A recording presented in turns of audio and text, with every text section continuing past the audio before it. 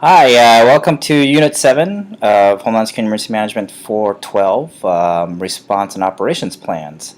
We're only going to go into response and operations plans and talk a little bit about response plans, but there is a whole separate class on response and recovery operations. So what we'll do is focus on the planning piece. So with that, let's go right into the contents. We're going to be looking at an IS course, 547, specifically geared towards continuity of operations. And we'll be doing some reading on Perry and Lindell, Chapter 7, portions of 8 and 12, as well as read some planning methods.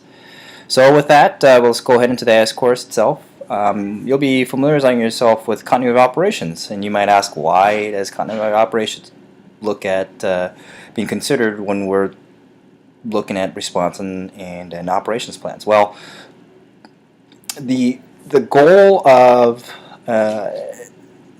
COOP is continuity of operations is it's more of an advanced level of planning. So if you've got a good understanding of continuity of operations, the operational response plan process is much easier to understand. So we're doing this a little bit backwards, but I want you to get an introduction that if you got concepts of COOP, operations will allow COOP will allow operations to occur. So having an understanding of COOP, you as an emergency manager from planning purposes will get you a better idea how to actively manage the incident. Just because your essential functions will be taken care of. So, as you go through IS 574,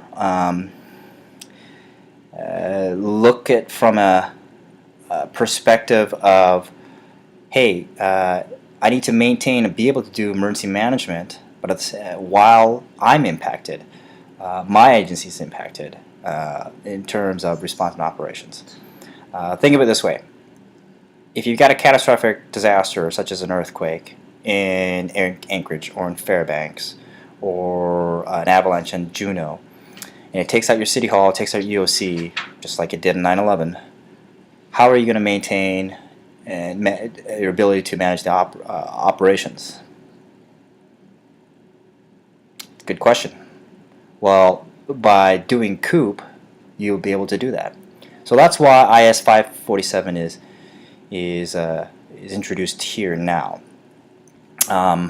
With that, just give you a background, and then rolling right into the Perry and Lindell piece. You're looking at content at this point, a little bit more methodology, and the emergency operations plan. Now, we spoke a little bit about the process, and you've delved into looking at the process, multi-agency coordination, developing all hazards approach, figuring out the concept of operations, and at least now examining actually what are some of the activities needed for operations plans. When you look at content and format emergency plans, there really is basically one method. It's and everything are deviations of this method. It's basically having a base plan, your nuts and bolts, which actually has your concept of operation and how you're going to do things, and how are the responsibilities divvied out, looking at from multiple stakeholders' point of view, either through annex or appendices. That's pretty much it. That's the relationship between the process and the plan. To get to the plan, you have to have a good process. And if your process is sound, the plan will be sound. It won't sit on the shelf collecting dust. And in fact, it'll be used quite often. So that is the relationship between the planning and the process, and the beginnings of the content of the emergency plan. The differences between procedures and plans have to be understood. By that, I mean procedures are more or less what you do. It's more of a tactical type of plan. An emergency operation is more of a operational or strategic plan in that it allows you coordination. It doesn't give you details. It doesn't tell you how to turn light bulbs, switches. It doesn't tell you the how, rather than the details of the how. Rather than it gives you a why and the what. So it's more of a broader concept than an actual tactical plan. And that's the difference between a procedure and an operations plan. So keep that in mind as you read through that. There are also differences in the forms of plans in which you'll go through annexes versus appendices, which I had mentioned, but quite frankly, it's just one deviations of one type of plan. We talked a little bit about continuity of operations with the IS course. Obviously understanding the essential functions, and I challenge you as a students to figure out what emergency management's essential functions are. I'll give you a hint. There's only one or two. In the state of Alaska, there's only two. And for your organization, emergency management, let me know how many essential functions you think you have. Put it in the context of some of the questions that you'll be answering in the discussions. And figure out, yes, you can understand COOP, but try to figure out why COOP is hard to do. Even the federal government, and to say our agency has not figured out how to do COOP very well.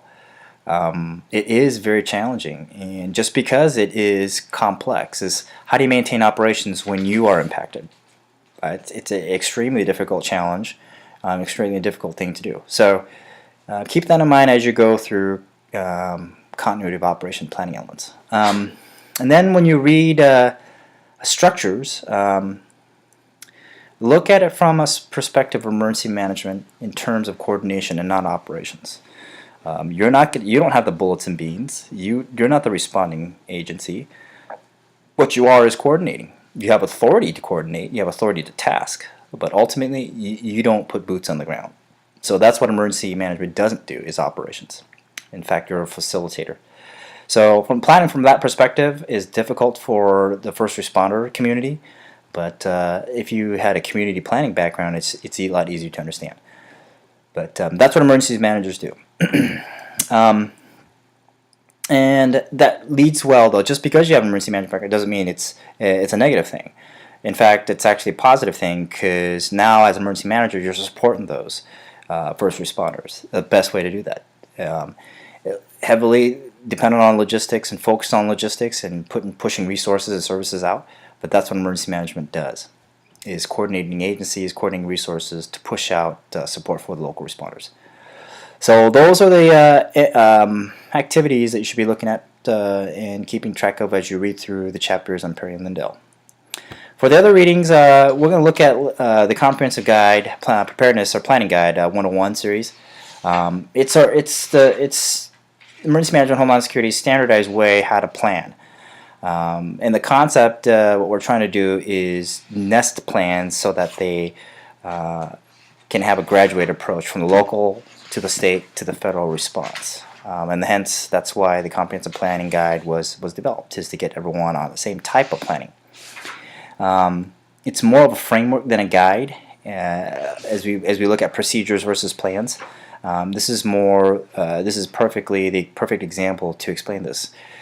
It's a construct rather than a detailed guidance.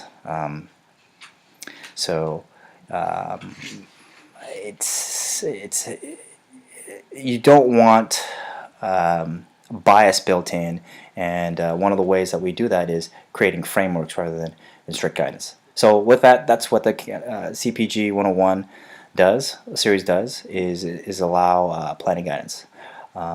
It's actually a good tool.